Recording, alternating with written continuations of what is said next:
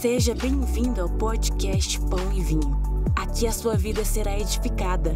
Para saber mais sobre a nossa família, acesse nossas redes sociais, @Pão e Vinho Ministério. Fique agora com a palavra e até a próxima. Hoje eu queria compartilhar uma mensagem que Deus tem falado no meu coração com você. Eu quero tentar ser rápido e algo que nos últimos dias tem queimado. Então, eu vou passear um pouquinho pela Bíblia. Se você pode abrir primeiro comigo em 2 Coríntios, no capítulo 3, versículo 18. Apóstolo Paulo, escrevendo a segunda carta aos Coríntios, no capítulo 3, 18, ele diz: "E todos nós, com o rosto desvendado, contemplando como por espelho a glória do Senhor, somos transformados de glória em glória na sua própria imagem, como pelo Senhor o Espírito." Amém? Eu quero ler só esse versículo, depois você pode ler o capítulo inteiro, mas aqui o apóstolo Paulo, ele está falando para nós sobre essa transformação. Eu e você como cristão, a gente não está pronto. E a beleza do nosso evangelho é isso. Ninguém está pronto, ninguém está perfeito. O apóstolo Paulo mesmo, quando ele vai falando nas cartas, ele diz que ele ainda não alcançou, mas uma coisa ele faz, ele deixa as coisas que ficam para trás, ele segue adiante, rumo a esse alvo que é Cristo. E aqui ele fala sobre esse contemplar, esse Cristo que nos transforma. A gente é transformado pelo que a gente contempla, e conforme a gente vai contemplando esse Cristo como um espelho, a gente vai sendo transformados de glória em glória, de pouquinho em pouquinho, e cada vez mais parecido com Cristo. Hoje eu queria falar sobre uma fé madura, sobre uma maturidade nessa caminhada, que a gente começa de um jeito e vai sendo transformado. Eu queria agora que você abrisse comigo em Gênesis capítulo 28. Lá no comecinho da história, de toda a história que a gente participa, em Gênesis capítulo 28 fala da história de Jacó, um pedacinho da história, depois, eu imagino que você já lembre de alguma coisa. Jacó, um patriarca, filho de Isaac,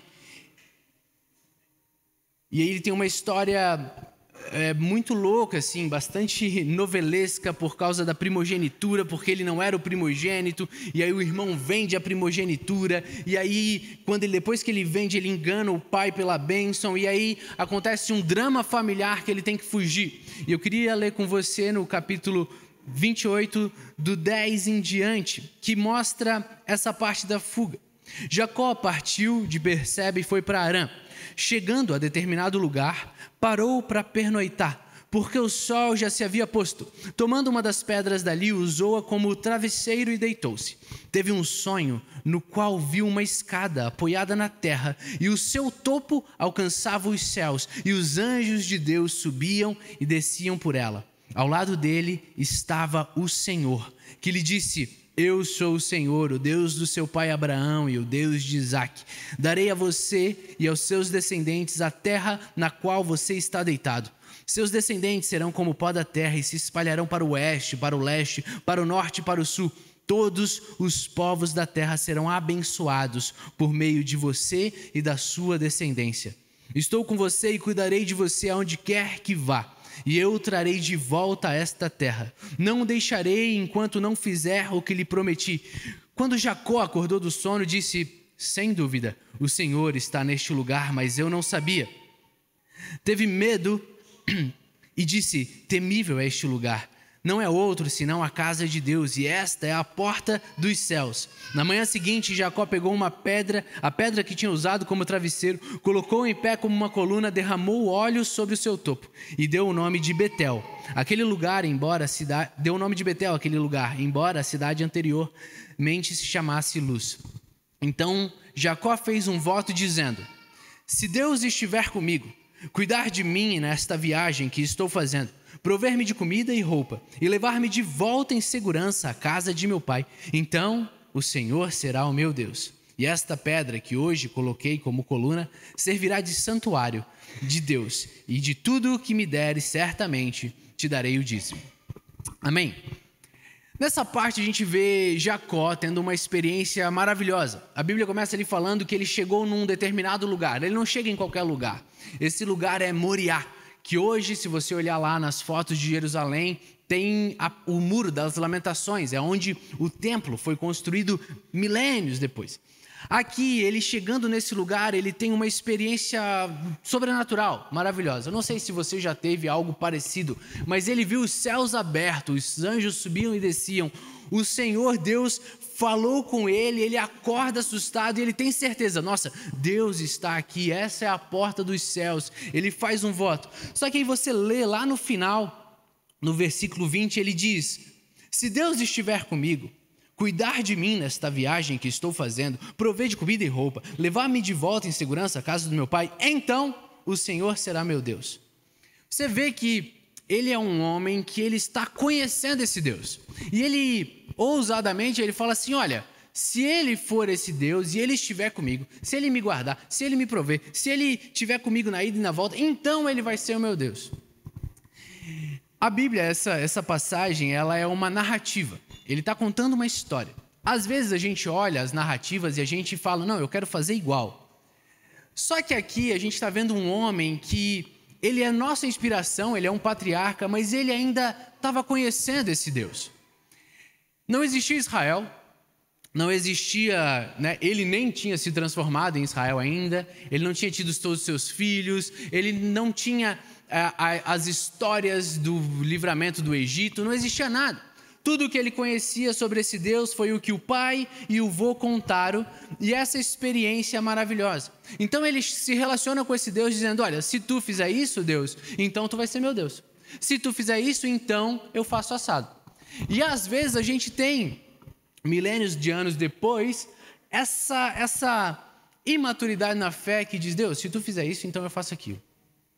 Aqui, ousadamente, ele faz esse voto que Deus honra, mas era um homem que estava descascando as primeiras camadas de uma fé. Se a gente continua a Bíblia e você vai lendo, e você vai passando, você vai vendo as histórias acontecerem. Você vê um povo que multiplica no Egito e você vê um Deus que vai lá em Moisés e ele tira o povo com mão forte. Você lembra das histórias, talvez você leu, talvez você viu um desenho, talvez você viu um filme muito legal, mas de repente Deus mostra todo o seu poder. Agora não é mais só o Deus de Abraão, de Isaac e de Jacó, mas é o Deus que abre o mar, é o Deus que com mão forte faz tudo isso, é o Deus que transforma as coisas, é o Deus que provê água no meio do deserto, é o Deus que é todo poderoso. Agora a gente tem uma revelação mais profunda desse Deus, e a história vai continuando, e você vai ter os profetas e os juízes, e de repente, séculos depois, um profeta chamado Abacuque, não precisa nem abrir, no capítulo 3, ele vem e ele diz, porquanto, ainda que a figueira não floresça, nem haja fruto na vide, o produto da oliveira minta e os campos não produzam mantimento, as ovelhas da malhada sejam arrebatadas e nos currais não haja nenhuma vaca, todavia eu me alegrarei no Senhor e exultarei no Deus da minha salvação. Deus, o Senhor, é a minha força e fará os meus pés como os das servas e me fará andar sobre as alturas. Você viu a diferença? Lá no começo a gente tem esse homem que diz, olha, se Deus fizer isso, eu faço isso. Aqui a gente tem um profeta que diz assim, olha, ainda que a figueira não floresça, ainda que não tenha fruto, ainda que não tenha nada, eu ainda assim te adorarei. Ele começa a ter uma fé porque ele olha para tudo que já aconteceu na história e ele conhece um Deus mais profundo. Agora eu queria que você abrisse comigo lá em Daniel, no capítulo 3, para falar um dos exemplos também que eu amo.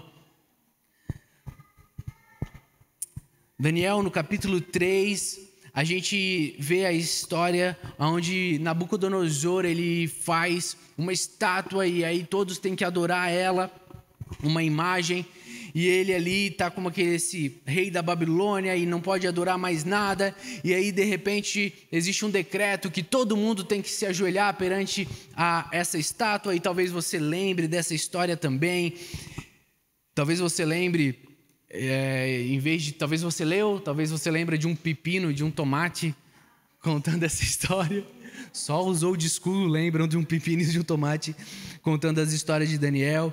Mas a gente é impactado porque aqui eu queria que você lesse no 3, Daniel 3, no versículo 16, que diz: Sadraque, Mesaque e Abidnego responderam ao rei: ó Nabucodonosor, nós não precisamos nos defender diante de ti. Se formos atirados na fornalha em chamas, o Deus a quem prestamos culto pode nos livrar, e ele nos livrará das tuas mãos, ó rei. Imagina você estar ali diante de uma situação que, olha, se você não se dobrar a essa estátua, você morre numa fornalha incendiada. Fogo, fogo, fogo. Eu não sei você, mas às vezes eu penso assim, poxa, talvez eu chegasse ali e eu falasse assim, ó, bem no meu espírito, olha, Deus, tu conhece meu coração, tu sabe que eu vou fazer isso aqui, mas dá nada. No fundo, eu só te amo. E aí Deus é um Deus que ele conhece a gente. E aí ele fica de boa. Mas aqui tu tem homens que eles falam assim, olha, a gente não precisa se defender contra você, porque esse é o Deus Todo-Poderoso, que nós prestamos culto e Ele pode nos livrar, e Ele nos livrará das tuas mãos. Imagina tu falar isso para o imperador do reino mais poderoso da terra naquela época. Só que aí no 18 eles falam assim, mas se Ele não nos livrar, saiba, ó rei, que não prestaremos culto aos teus deuses, nem adoraremos a imagem de ouro que mandastes erguer. Você sente a diferença? Coragem para olhar para um imperador e falar assim, ó, meu Deus pode me livrar disso aqui. E eu creio que Ele vai me livrar.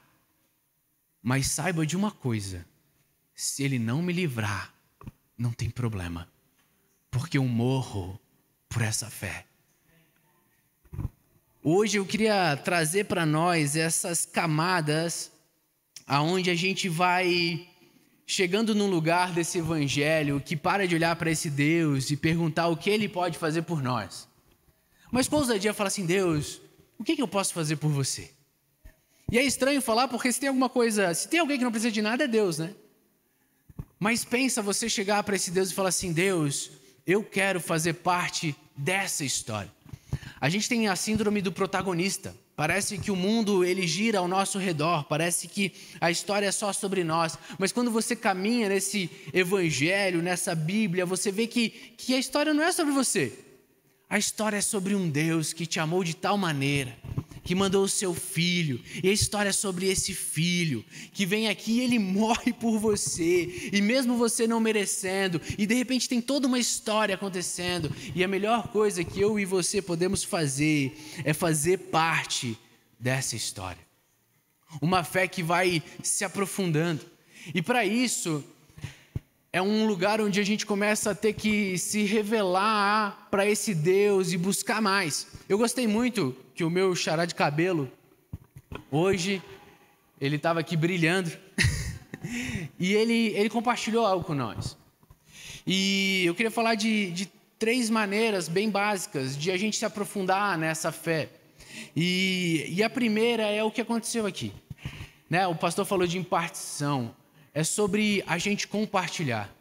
Só dá para viver essa fé aqui em comunidade. Se Deus é amor, ninguém é feliz sozinho. Entenda o que eu estou falando? Eu não estou falando de casado, de nada. Eu estou falando de comunhão. Se Deus é amor, só dá para nós viver esse evangelho aqui junto. E quando alguém vem aqui e fala o que Deus fez na vida dele, isso faz o meu coração vibrar. Eu não sei você, mas eu não quero passar essa vida sem tomar um café com Jesus. Eu não quero, sabe? Eu não quero chegar assim, Deus, por que tu tomou café com ele? E comigo não? Sabe? Eu não quero ir para casa como alguém que só fica dizendo assim, nossa, olha que legal. Fala assim, não, eu quero isso também. Eu vou jantar, que é para ter uma comida mais substância.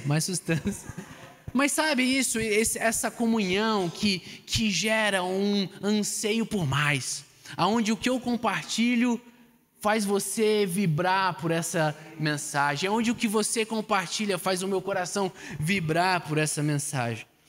Eu tenho uma história bem boba que eu sempre falo, que é quando a gente está nessa caminhada. Eu sou filho de pastor, eu sou pastor lá em Itajaí. Eu sou filho de pastor, eu brinco que eu sou, fariseu, filho de fariseu, na lei irrepreensível, sabe? Desde pequenininho, no caminho. Sabe as histórias que os filhos de pastor aprontam? Não sei como é que é os filhos de pastor aqui. Você conhece? Conhece essas histórias? Então, eu não era assim. Eu não aprontava. Até algum problema que eu devo ter. Mas eu fiquei ali. Só que qual é o problema? Muitas vezes a gente vai vivendo como um filho de pastor e os nossos pais têm histórias incríveis. Por isso que eu não quero contar as histórias dos outros que tomam café com Deus. Porque o meu pai tem as histórias incríveis. E eu amo as histórias deles. Mas chega uma hora que eu falo assim, Deus, eu cansei das histórias do meu pai. Eu quero viver algo. E a Bíblia, ela nos instiga a dar uns passos mais além. Porque eu posso chegar aqui para você e falar assim, Deus é bom. E você fala assim, que legal, Joey, Deus é bom. Mas se você não experimentar da bondade de Deus na sua vida, eu falar que Deus é bom é só Quando você começa a se relacionar com essa bondade, esse Deus que é bom, ele começa a encarnar no seu coração. Eu lembro de uma história boba, eu sou de Itajaí, uma das melhores coisas de Itajaí, uma cidade muito bacana no litoral catarinense, é que ela é muito bem localizada, ela está a 45 minutos de Joinville, está a 45 minutos da capital de Florianópolis, ela está no lado de Balneário, e ela está a 20 minutos de Penha, e eu não sei se você conhece o Penha, tem o Beto Carreiro. E o Beto Carreiro é um parque bem legal, assim, que tem um monte de coisa, e desde pequenininho, o Beto Carreiro tem a minha idade, desde pequenininho eu ia no Beto Carreiro, o Beto Carreiro tem uma promoção que no aniversário você não paga. Eu acho que eles tiraram essa promoção, não sei, confere. Mas todo meu aniversário eu estava lá no Beto Carreiro. E eu amava a montanha-russa. E a montanha-russa era desde pequeno. Eu lembro que eu queria ir, eu não podia porque tinha que ter 1,20 m. Daí eu fui crescendo, aí eu lembro que eu estava aqui, na época eu tinha cabelo. E aí no cabelo eu bati 1,20 m, aí eu fui a primeira vez na montanha-russa e eu me apaixonei. E a montanha-russa era algo incrível. E aí um dia eu estava em casa, depois de um culto, e a gente foi assistir TV. E o Fantástico, não sei se hoje a gente não vê mais TV direito, né? Não sei se ainda passa Fantástico depois do culto, mas depois do culto tinha o Fantástico e estava passando uma reportagem sobre a maior montanha-russa do mundo. E a maior montanha-russa do mundo era maravilhosa, ela era incrível, ela era top. E eu olhei para a maior montanha-russa do mundo e uma tristeza encheu meu coração. Porque eu falei assim, cara, eu nunca vou ir na maior montanha-russa do mundo. A do Beto Carreiro era muito legal, mas assim, não era a maior montanha-russa do mundo. E eu sabia que eu não ia porque eu lembro que era num lugar estranho a maior montanha-russa do mundo. Tipo assim, não era na Disney. Porque na Disney a gente tem um sonho que um dia a gente vai. A gente descobre que é pobre e nem não fácil assim a gente vai. Mas a gente tem aquele sonho assim, não, capaz de um dia eu conseguir ir. E quem sabe, né, se Deus der graça, a gente vai um dia na Disney. Mas essa montanha-russa era em um lugar aleatório. E aí, beleza, eu fiquei triste ali, mas tudo bem, a vida segue, a gente está aí feliz. E eu sei que anos depois, um amigo meu lá, o Lapa, ele conseguiu um lugar para mim. Ele falou, olha, tem uma escola nos Estados Unidos que é tudo de graça, os americanos bancam tudo, e aí você vai lá e você fica lá estudando. E eu fui para essa escola em New Jersey, era uma escola numa igreja ministerial, e era muito legal, tinha gente do mundo todo. Eu estou falando isso porque lá nessa escola tinham umas pessoas que eles chamavam de host, que eram pessoas americanas que faziam você se sentir em casa. Muito top. A gente ia na sorveteria, tal, aí a gente estava com saudade de casa, eles tentavam levar nós no futebol, eles não jogavam nada, era uma tristeza. Mas um dia o meu host falou assim, a gente vai ir num lugar. E eu falei, pô, tá top, onde é que é? A gente juntou umas pessoas, e ele falou, a gente vai no Six Flags. Nunca tinha ouvido falar. E o Six Flags era um parque que ficava na Pensilvânia. E de repente a gente vai, e aí já estou começando a chorar. E aí a gente vai para o Six Flags, que eu nunca tinha ouvido falar. E aí lá no estacionamento eu olho. Gigante, assim, verde. Eu lembro como se fosse hoje. Você sabe o que era? A maior montanha-russa do mundo. Na hora que eu olhei ela, assim, bem boba, assim, eu olhei e o Espírito veio no meu coração assim, tu lembra que tu falou que tu não ia? Agora olha lá, trouxa. Agora tu vai. E não deu nem para ter medo. Eu fiquei com muito medo mesmo, mas eu falei, não tem como eu não ir. É super bobo. É só uma montanha-russa. Mas naquele dia, eu tinha certeza que Deus olhava os detalhes, que Deus está ouvindo cada detalhe teu, que Deus está sabendo de cada anseio, de cada dor que você passa, que não é aleatório, sabe? Porque na hora que eu olho para um Deus que se preocupou com a montanha-russa, que não faz sentido nenhum, o que mais Ele não está fazendo por mim? Que eu não faço a menor ideia. Que a gente possa, sabe, começar a caminhar falando assim, Deus, eu quero mais disso, eu quero revelação. Eu creio que você está aqui e você quer agradar a Deus. Em Hebreus vai falar que sem fé é impossível agradar a Deus. E um dos nossos problemas é que muitas vezes a gente vive uma vida sem fé. A gente tem tudo na mão, a gente tem todos os remédios prontos, a gente está super organizado, mas a gente não consegue dar passos de fé. Só que sem fé não dá para agradar a Deus, porque Deus olha para esses homens que creem que Ele recompensa aqueles que o buscam. Sabe, que eu e você possamos caminhar em fé. A gente, como o Breno falou, a gente conseguiu fazer várias viagens missionárias. Até eu acho que o Léo ia estar, mas o Léo foi comigo no sertão, né? Eu lembro que a gente foi numa viagem na Amazônia, a gente foi numa tribo chamada Jarauara, no Rio Purus. E era muito louco, assim, porque a gente foi para Porto Velho e aí a gente tinha que pegar um avião e ir para Lábrea. E foi muito legal, né, pastor? A gente estava comentando sobre avião. E quando a gente foi, era um teco-teco, um Cessninha, e o cara das Asas do Socorro, missionário também, do avião todo, era de missão. E aí ele pegou uma calculadora e ele falou assim, quanto é que você pesa? E ele começou a pesar as malas e a gente. É meio constrangedor, assim, né? E ele fazendo conta para saber se o avião decolava. E naquela hora eu falei assim, Deus, tamo aí, né? Se ele fizer conta, né, que essa matemática funcione e que tu sustente esse avião aí, né? E eu estava muito feliz porque a conta deu certo e a gente pegou o aviãozinho e foi. E aí a gente estava lá com o Darcy, que é uma figura incrível, que um dia vocês têm que conhecer ele. E aí a gente pegou um barco e a gente subiu 10 horas no rio acima. E a gente parou numa basezinha de madeira e a gente trocou o barco por uma canoa com motorzinho. E essa canoa foi mais uns 40, 50 minutos mata dentro, porque lá na Amazônia, na cheia, a água invade a floresta. E aí a gente chegou numa tribo.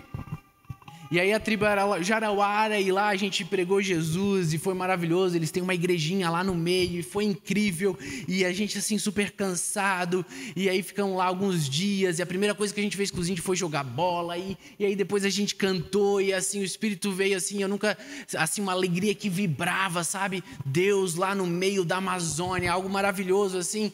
E aí a gente via crânio de onça, a gente via pegada, a gente via um macaquinho preso que os índios estavam deixando um macaquinho gordinho para comer o macaquinho. E aí a gente estava assim, meu Deus, que coisa louca. E aí tentando comer peixe para não ter que comer o macaquinho. Graças a Deus o macaquinho ainda não estava pronto. E aí no último dia, voltando para a canoa, uma menina foi e pisou num formigueiro. E ela falou, ai meu Deus, formiga. E sabe quando você está cansado? E tu já viu tanta coisa. E assim, tu já está naquele extremo. E tu olha assim, mina. Pô, falar da formiga nessa altura do campeonato não dá, né? Mas tudo isso no espírito. Porque a gente aqui, né? Controlando o domínio próprio. E aí a gente entrou na canoinha e começou a andar.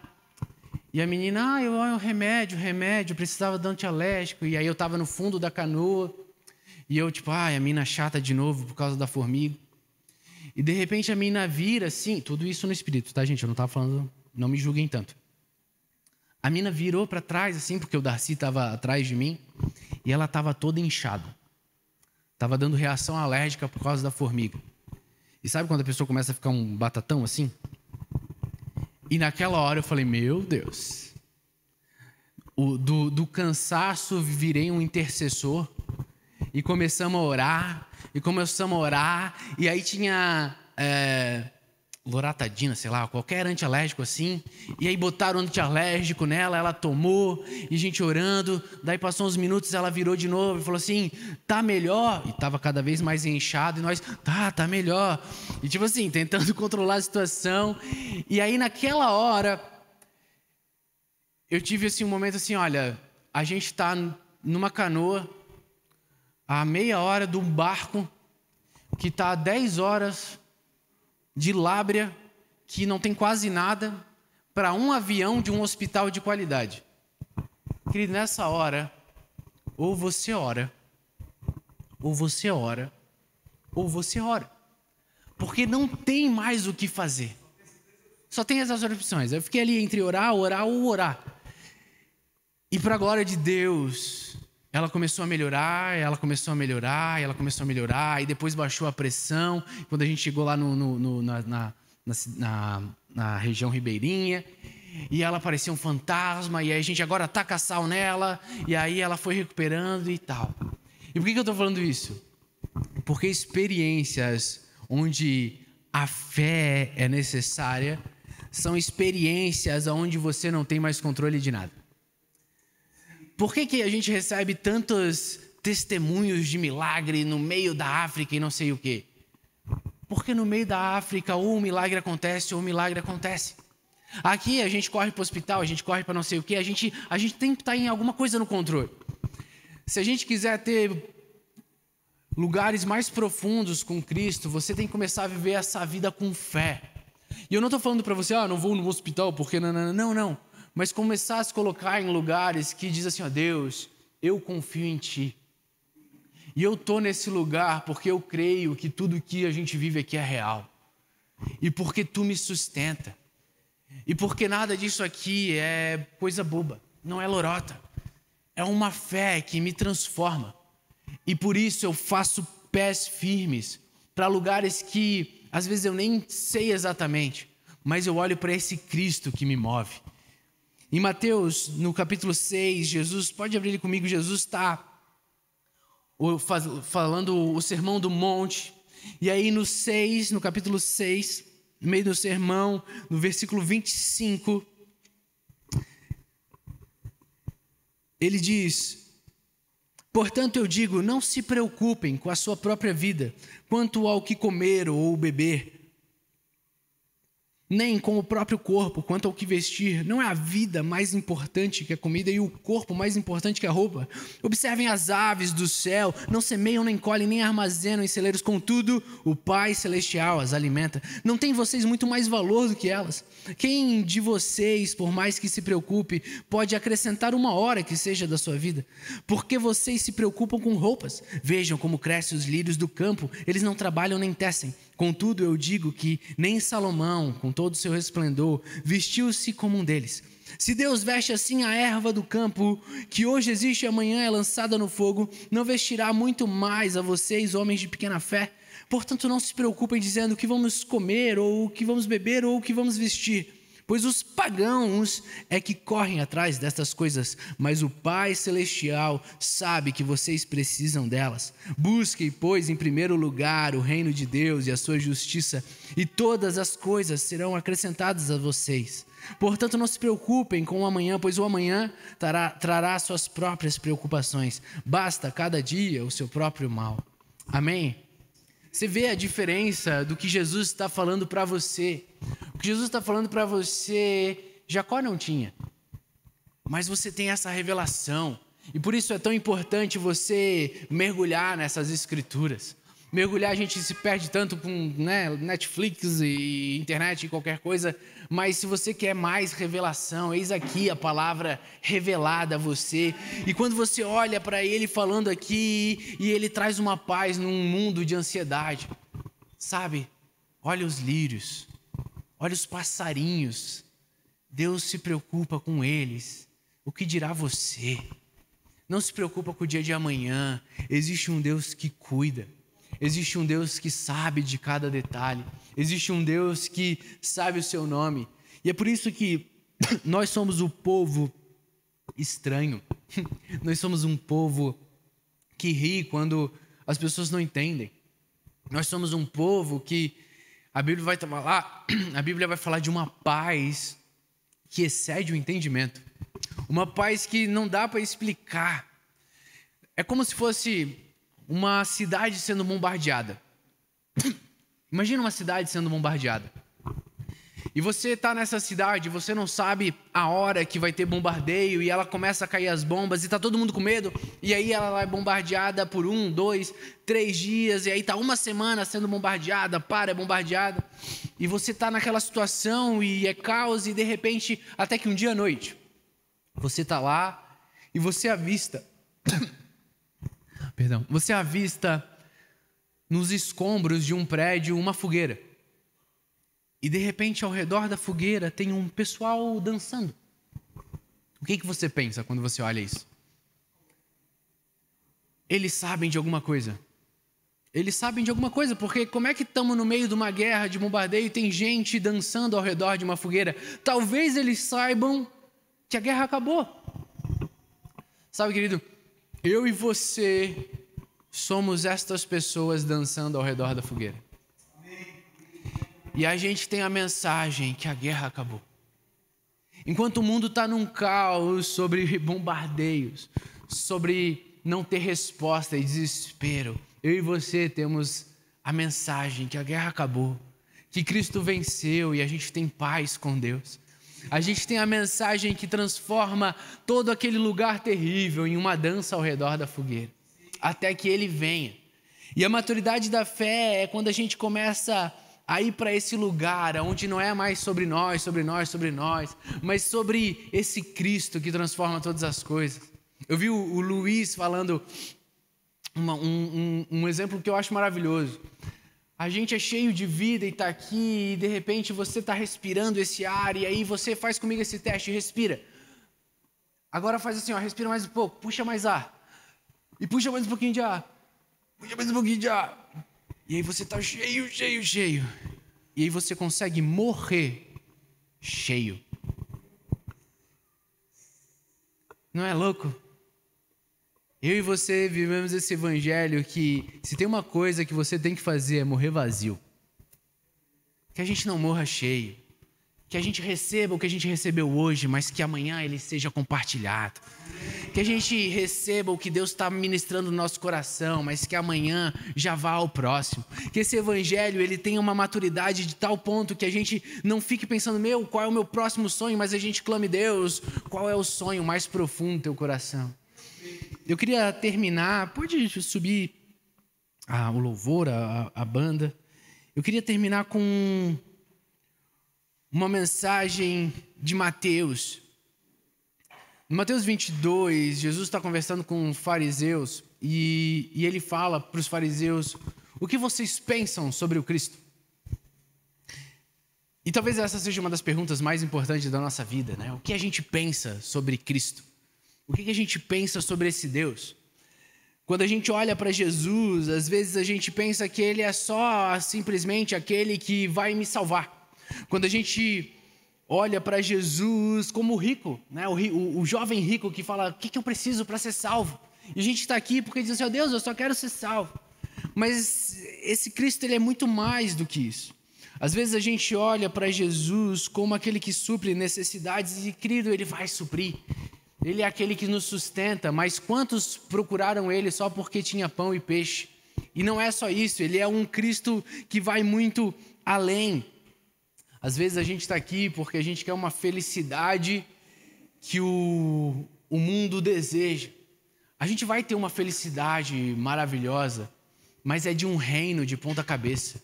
É uma felicidade que o mundo não vai entender, que é diferente dos anseios que o mundo tem.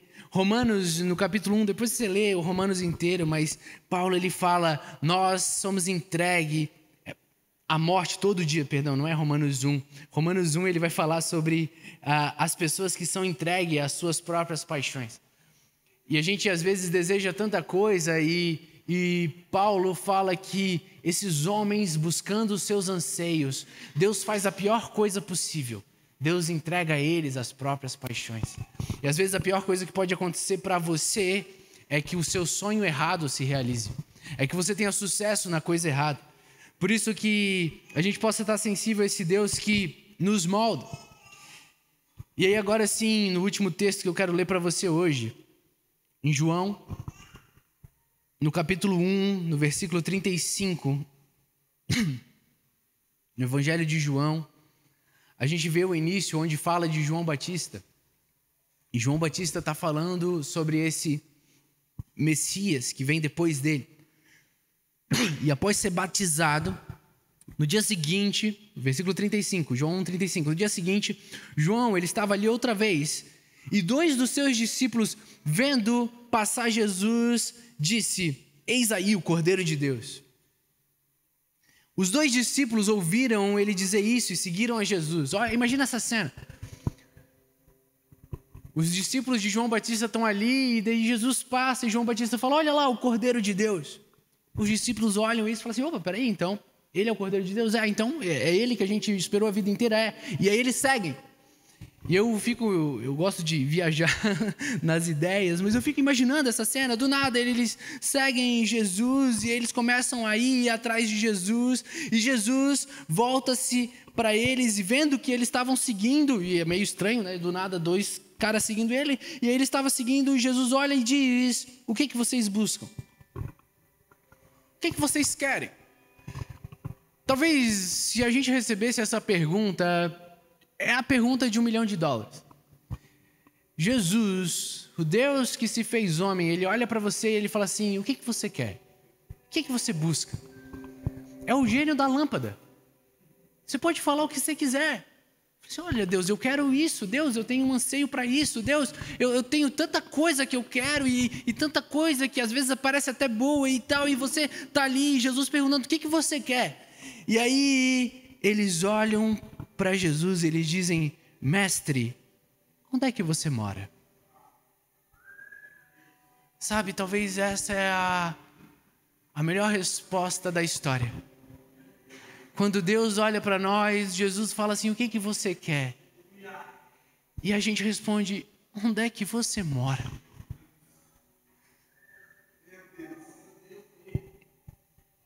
Jesus fala: vinde e vede.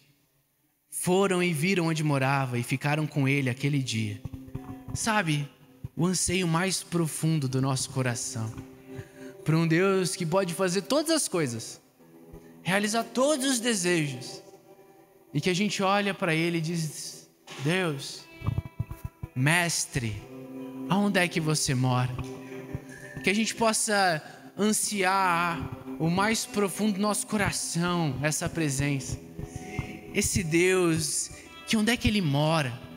Que eu olhe como Davi fala daquela ovelhinha que o pastor leva ela pelas águas verdejantes, pelos pastos verdejantes, pelas águas tranquilas, e eu estou caminhando com a certeza que ele está ali, mas de repente ele me leva no vale da sombra da morte, e eu não temo nada, porque ele é comigo, porque no final misericórdia e bondade me guiarão. Que eu não me importe com o que Deus pode fazer por mim, mas que eu anseie esse Deus, independente do que Ele fará.